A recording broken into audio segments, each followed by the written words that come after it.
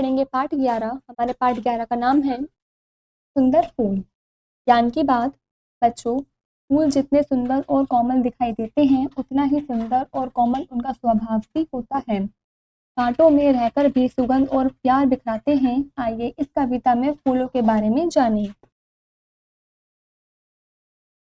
हम फूलों ने सीखा खिलना, हंसना और हंसाना, अपनी मधुर महक से सारे भुवन को महकाना। इस पंक्ति में कवि समझाना चाह रहे हैं कि जो फूल है उन्होंने सीखा है खिलना, हंसाना और खिलाना, और वे अपनी मधुर महक से इस पूरे उपवन को, पूरे बगीचे को महकाते रहते हैं। मंद पवन में झूम झूम कर डाली पर इतराना, फूलों के मन में प्याले को मधुर रस से भर जाना। जो मंद मंद पवन चलती रहती है उसमें झूम झूम कर डाली पर इतराना, और जो भौरे होते हैं वो मन ही मन प्याले में मधुर रस को भर जाते हैं।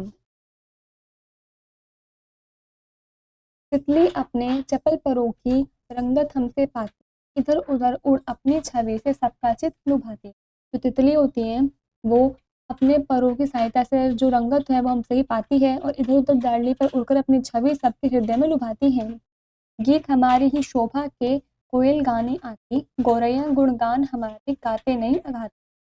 जो गीत होते हैं, कोयल जो होती है उन्हें गाने आती है, हमारी शोभा बढ़ाती हैं, और जो गौरैया होते हैं वो भी हमारे ही गुणगान करते हैं, गीत गाते रहते हैं।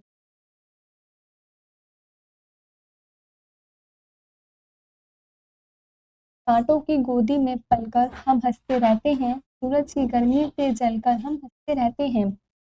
अंत में कभी समझाना चाहिए तो फूल होते हैं, फूल पत्तियाँ होते हैं, वे कांटों की गोदी में भी पलते हैं तब भी हंसते रहते हैं। उन पर सूरज की गर्मी, सूरज की रोशनी भी पड़ती है तब भी वे हंसते रहते हैं। हम समय धरती पर गिरकर हम हंसते रहते हैं, हम जीवन भर समझ न पाते दुख किसको कहते हैं। अंत समय में जब हम पेड़ों पे से टूटकर धरती पर गिर जाते हैं तब भी हम हंसते रहते हैं और हमें जीवन में समझ नहीं आया है कि दुख किसको कहते हैं।